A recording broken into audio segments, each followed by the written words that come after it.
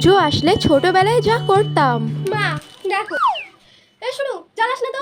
আমার এই একটা জামা হচ্ছে ষষ্ঠীতে পড়া, সপ্তমী,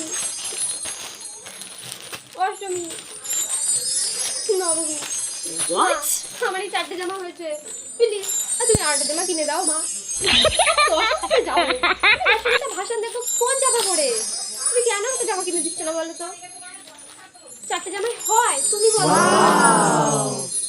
হ্যাঁ আমার জামা লাগবে মা। যা, পুজোর এখন অনেক দেরি, এই ঝুলটা ঝাঁতে দে, যা তো। একটা বন্দুক মা কিন্তু কিনে দিতেই হবে, তুমি তো জানো বলো আমি বন্দুক ফাটাতে কত ভালোবাসি।